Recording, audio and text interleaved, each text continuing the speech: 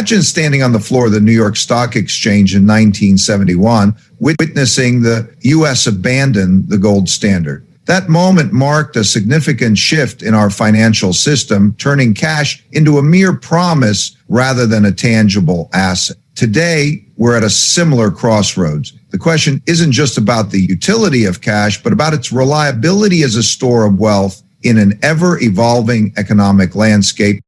Cash is one of the most misunderstood elements of the modern financial system. Most people think of it as money, as wealth, as something real that you own, but that perception masks the deeper truth. Cash is not wealth, it is debt.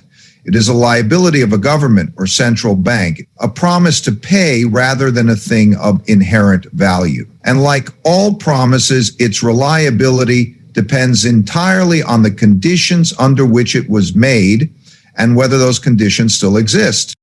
When you hold a dollar, you are essentially holding a short-term loan to the government. That dollar is an IOU. The trust that gives that dollar value is not based on the physical characteristics of the note itself, but on the collective belief that the issuing authority will continue to uphold its end of the promise, that it will manage its economy responsibly, keep inflation in check, and maintain the credibility of its monetary system.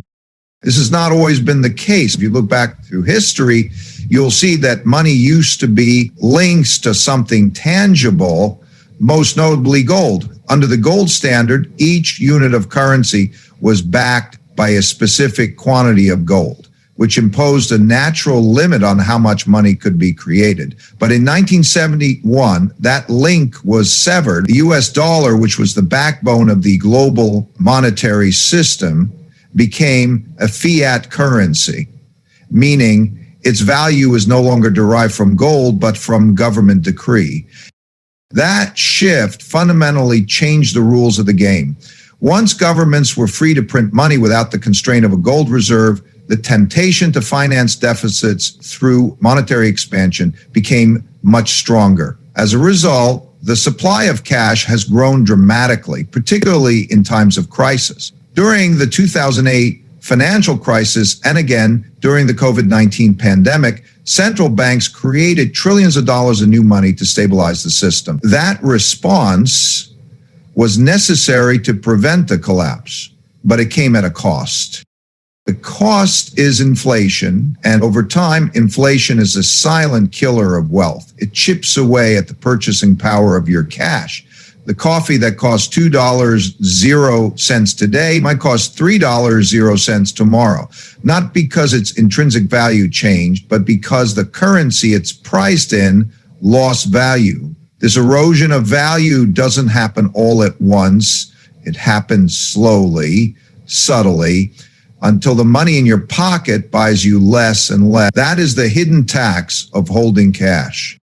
Now, imagine holding large amounts of cash in that environment. If inflation is running at 5% a year and your cash is earning zero interest, you're effectively losing 5% of your purchasing power annually. Over a decade, that compounds into a significant reduction in real wealth. This is why I've often said that cash is trash, not because it has no use, but because it's a poor long-term store of value. People often overlook the fact that money is no longer scarce. Central banks can create it at will, and when something becomes abundant, it loses value. That's Economics 101, supply and demand. The more money that gets created, the less each unit is worth, especially if that creation isn't matched by real productivity growth. That's where the risk lies. At the same time, you have to understand the role that cash plays in a broader portfolio. It provides liquidity, it provides optionality, and in deflationary environments, it can even perform well. But those are short-term advantages. In the long term, the probability that your cash will maintain its value is low, especially in a world of high debt, low interest rates, and aggressive monetary stimulus. That's why diversification is not just a good idea, it's a necessity. Holding cash alone is like standing still in a race where everyone else is moving forward. It's important to balance that with other assets, equities, commodities, inflation-like bonds, and increasingly alternative stores of value like certain types of digital assets. The goal is not to avoid risk, but to manage it across environments. We are in a period of profound monetary change. The rise of digital currencies, central bank digital currencies, and the growing distrust in fiat systems are all signals that the old ways of thinking about money are being questioned. People are asking what gives money its value and whether they can trust that value to endure. These are not just academic questions. They are real, practical concerns that will shape how we save, invest, and plan for the future. So the next time you receive a paycheck or look at the cash in your wallet, remember what you're really holding. You're holding a claim, not a certainty, a promise, not a guarantee. And in a world of rising debt levels, expanding monetary bases, and shifting geopolitical power, the strength of that promise is increasingly dependent on wise, disciplined leadership, something history has shown cannot always be counted on. Understanding cash as debt isn't just a philosophical exercise, it's a prerequisite for making smart decisions in an environment where everything we thought was stable is now in motion. The key is to stay aware, stay diversified, and always think in terms of risk-adjusted returns. Because at the end of the day, preserving wealth isn't about what you hold, but about what holds its value. Inflation doesn't destroy wealth through explosions or collapses. It works silently, gradually, and invisibly. Most people don't feel it until their purchasing power is already gone. The problem is that it's not just a matter of prices going up, it's about the real value of money going down. That's the deeper issue, and it's one that compounds over time. When governments and central banks increase the supply of money more rapidly than the supply of goods and services, prices rise. That's the simplest way to describe inflation, but the consequences are more profound. What most people call money is just credit. It's a claim on goods and services, not a guarantee. When too much of it is created, its credibility declines. Throughout history, whenever a nation has resorted to excessive money printing to cover its fiscal needs, whether due to war, debt, or economic crises, the end result has been the same. Currencies devalue, inflation rises, and people who hold cash or fixed income assets see their wealth slowly evaporate. This isn't a new story. It's happened in the Weimar Republic, in Latin America, in the UK during the 1970s, and more recently in developed economies through financial repression and sustained monetary easing. It's important to understand that inflation is a regressive force. It hits savers the hardest. People who work hard, save money, and avoid risk often feel like they're doing the right thing. But when inflation rises and interest rates remain low or negative in real terms, those savings lose value. The safety of holding cash is an illusion. In real terms, you're getting poorer every day. The policies that generate inflation are often implemented with good intentions. Central banks lower interest rates and print money to stimulate economic growth. Governments spend more to support demand. But when these tools are overused or when they're not matched by productivity gains, the balance breaks. Money becomes abundant, but real value does not. That's when inflation kicks in and it starts feeding itself. This isn't just theory. We've seen it play out. After 2008, massive monetary expansion was justified by crisis response, but little of that money flowed into productive investment. Instead, it went into financial assets, driving up prices, but not wages. The same thing happened during COVID. Trillions were created, demand surged, supply chains struggled, inflation returned, first denied, then called transitory, and finally acknowledged as structural. When inflation gets embedded, expectations shift. People start pricing in higher costs. Employers raise wages, suppliers increase prices, and the cycle continues. Breaking that cycle is painful. It requires tightening monetary policy, reducing spending, and often accepting a period of lower growth or even recession. That's the trade-off. There is no free lunch. In an inflationary environment, holding assets that are scarce and productive becomes critical. Hard assets like real estate, commodities, and inflation-protected securities tend to preserve purchasing power. Equities in companies with strong pricing power can also keep up.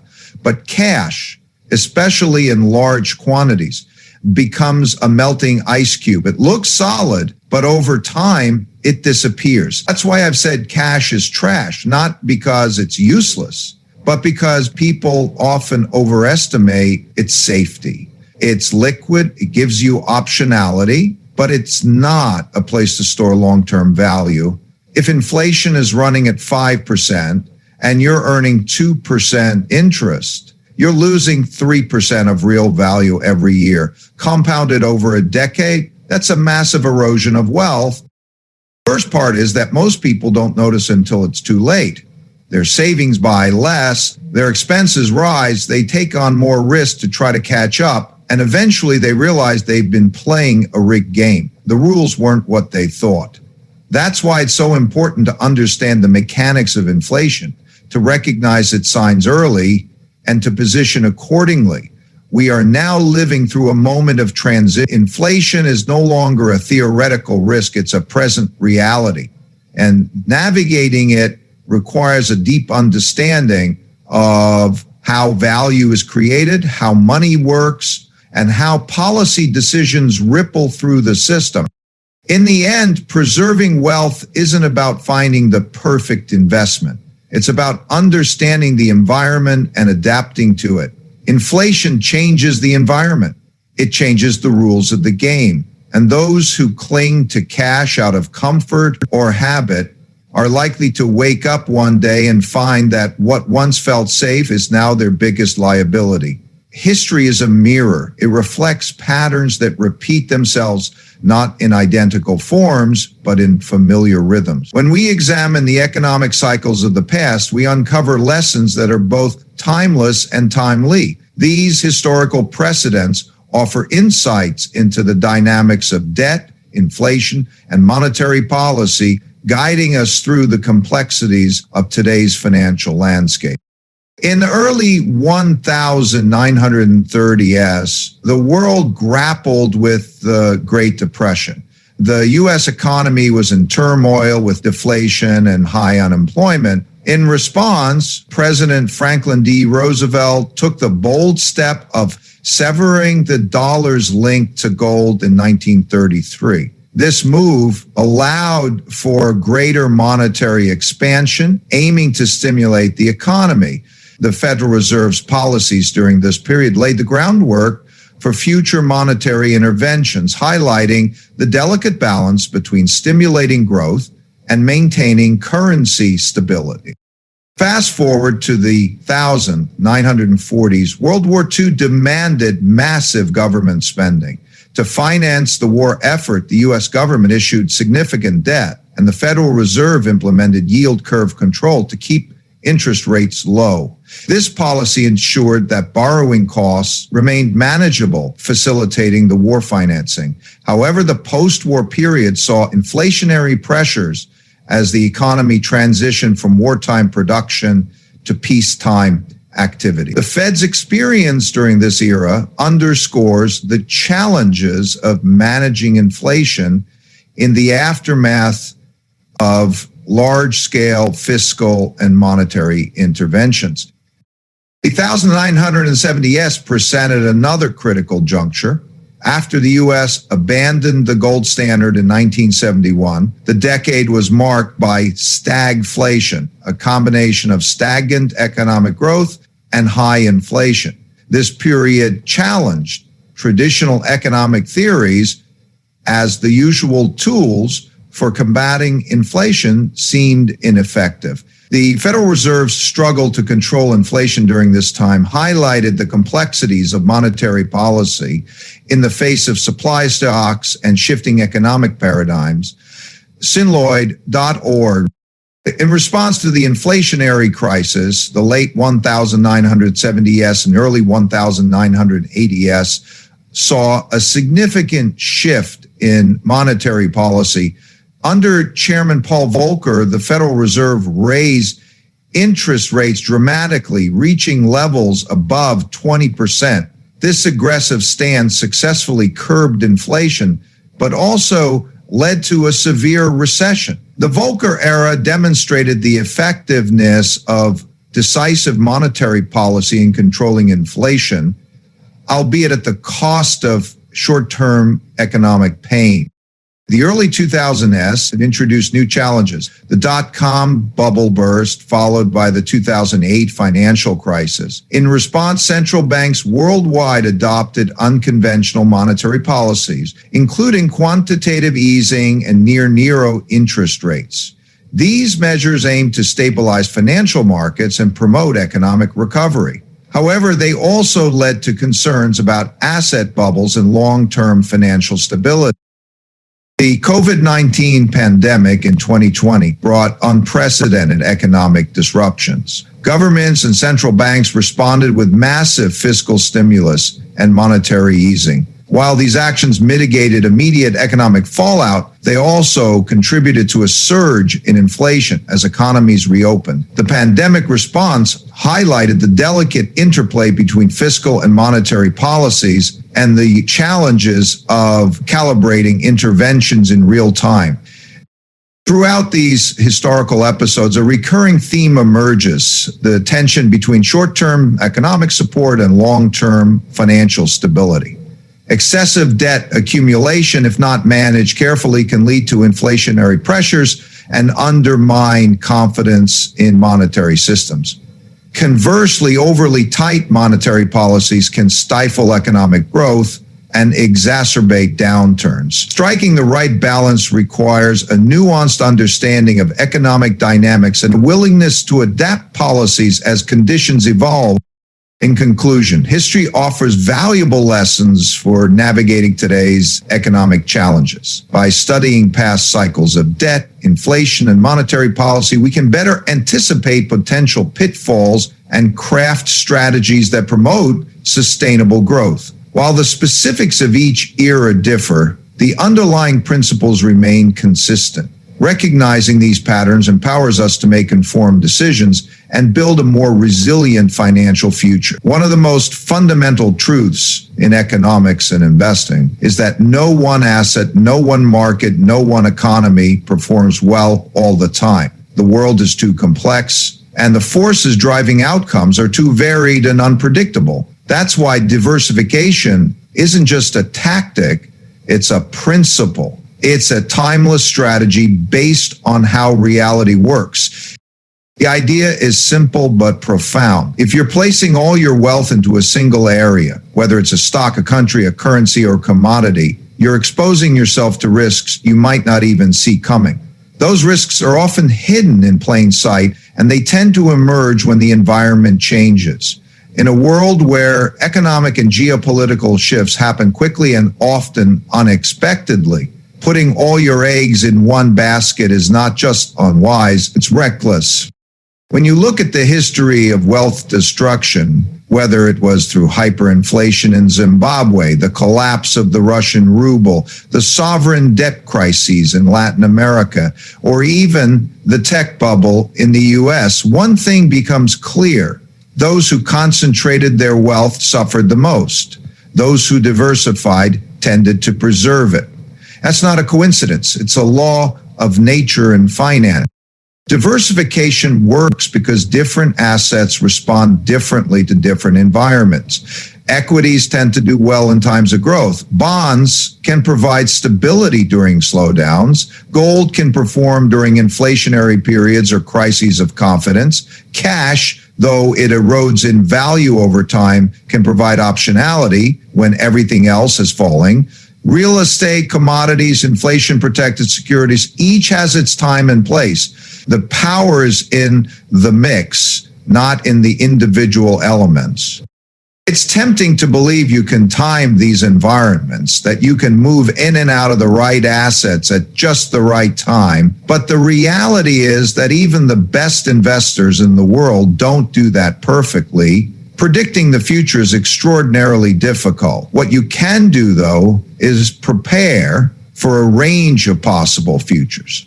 That's what diversification is about. It's not about making bets. It's about building resilience.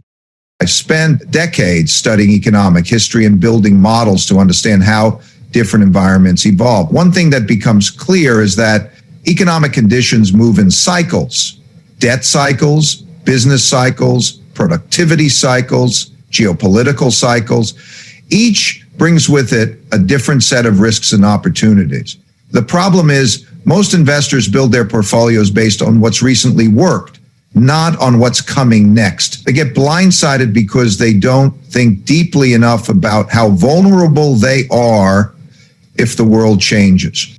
A truly diversified portfolio isn't one where you own a lot of different things that all go down at the same time. It's one where your assets are uncorrelated, or better yet, negatively correlated. It's about designing a balance of return streams so that when one part of the portfolio is under stress, another part is providing support. That way, you don't just survive downturns, you position yourself to thrive over the long run.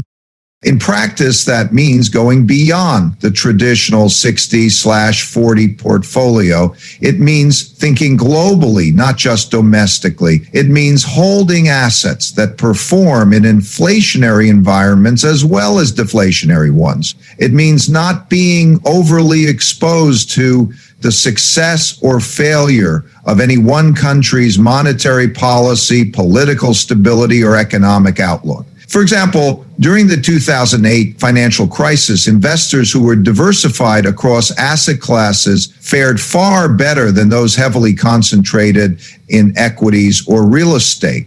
Similarly, when inflation returned in the early 2020s, those with exposure to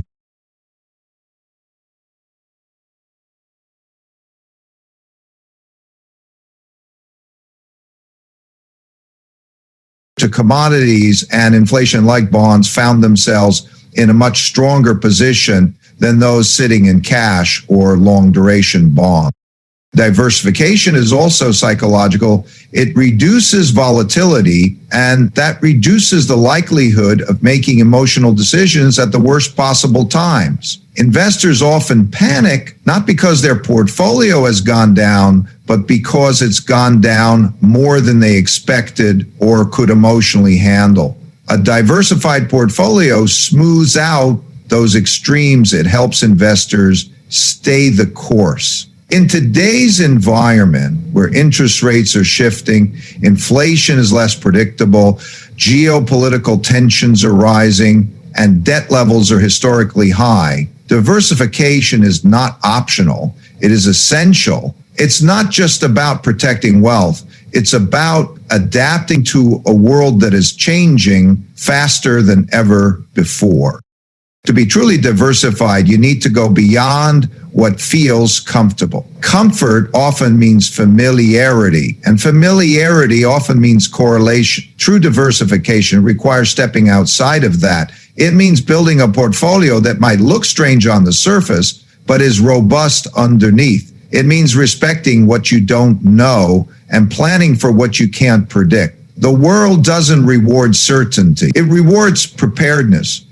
That's why the most successful investors are not the ones who make the biggest bets, but the ones who think in probabilities, who understand cycles, and who build systems that can endure. Diversification isn't about missing out. It's about staying in the game long enough to benefit from compound. In the end, the future is uncertain. That's a given, but how you prepare for it is not. Diversification gives you the ability to stay steady when others are shaken. It gives you options when others are stuck. And it gives you peace of mind that you are not relying on any single outcome to achieve your goals. We are living through a profound transition in the world of money. The dominance of traditional fiat currencies, particularly the US dollar, is being quietly but increasingly challenged. Not through dramatic collapses, but through the slow and steady emergence of credible alternatives. This change is structural, not cyclical, and it stems from the same forces that have driven similar transitions throughout history: debt cycles, inflation, technological innovation, and shifts in geopolitical power. When you step back and look at the broader arc of history, you'll see that reserve currencies do not last forever. The Dutch guilder gave way to the British pound, which eventually yielded to the US dollar. In each case, the shift wasn't sudden.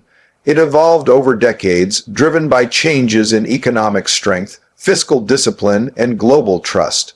We are now witnessing the early stages of the next phase, and emerging alternatives are beginning to take root, not just in theory, but in practice. Technology is playing a central role. Digital currencies, both public and private, are challenging the monopoly that governments and central banks have long held over money creation. Bitcoin was the first to gain real traction. It was born out of a crisis of trust in the traditional financial system. It's not just a speculative asset. It represents an idea that money can exist outside the control of any single institution. Its fixed supply and decentralized structure make it attractive to those worried about inflation, currency debasement, and excessive debt. While Bitcoin may not be perfect as a medium of exchange due to its volatility, its role as a store of value has continued to gain attention, especially in countries with unstable currencies or authoritarian controls. It serves as a kind of financial escape hatch, a digital version of gold that can be transported across borders in your mind. That alone is revolutionary, but Bitcoin is just one part of a broader trend. Central banks around the world are experimenting with their own digital currencies, CBDCs.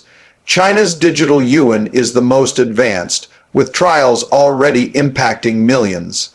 Other countries are following, realizing that if they don't modernize their currencies, they risk losing monetary sovereignty.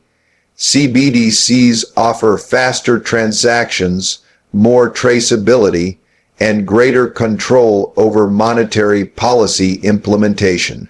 They're efficient, but they also raise concerns about privacy, surveillance, and centralization. Then there are stablecoins, digital assets pegged to fiat currencies. These sit in the middle ground between traditional money and decentralized crypto assets. They're already being used for payments, remittances, and as a gateway into decentralized finance. They represent a growing part of the financial infrastructure that is being built outside the conventional banking system. As their use grows, especially in emerging markets, they could start to bypass traditional banking channels altogether. All of this is happening at a time when trust in fiat currencies is being tested. Inflation, massive debt accumulation, and aggressive monetary easing have caused people to question whether central banks can maintain the value of their money. When the supply of money increases faster than the supply of goods and services, value declines. That's not ideology, it's arithmetic, and people are waking up to it. This loss of trust creates a natural opening for alternatives. People begin to ask what holds value, what can't be printed endlessly. What can I rely on across borders and regimes? Historically, when fiat systems weaken, hard assets rise. Gold, land, commodities. Now, for the first time, digital assets are being added to that list. Not because they're flawless, but because they offer something that fiat doesn't: scarcity by design. It's important to understand that this is not an all or nothing shift. We're not moving overnight from dollars to crypto, from central banks to blockchains. Transitions of this magnitude take time, and they unfold unevenly. Some regions move faster than others. Some demographics adopt new tools while others hold on to the old. What matters is the direction of travel, and the direction is clear. In such an environment, the prudent approach is not to reject the new or cling blindly to the old. It's to understand both, to study how new technologies interact with traditional systems, to ask what these innovations solve and what risks they carry. It's not about being for or against digital assets. It's about being prepared for a world in which they play a much bigger role. For investors, this means looking at their portfolios differently. It means thinking not just about geography and asset class, but about monetary regimes and technological infrastructure, just as the rise of the dollar reshaped global finance in the 20th century, the rise of digital assets will reshape it in the 21st. Those who ignore this shift will be caught off guard. Those who study it, diversify accordingly, and think long term will be in a far stronger position. We are still in the early chapters of this story, but the plot is unfolding quickly. As traditional systems strain under the weight of debt, demographics, and distrust, new systems are emerging. They are imperfect, evolving, and controversial, but they are here. And as history has shown again and again, when old orders fade and new technologies emerge, the future belongs to those who adapt, not to those who deny. In conclusion, while cash remains a useful medium of exchange, its reliability as a store of wealth is increasingly questionable. By understanding its limitations and diversifying our assets, we can better navigate the complexities of the modern financial system. Remember, in the world of finance, adaptability and informed decision-making are key to preserving wealth.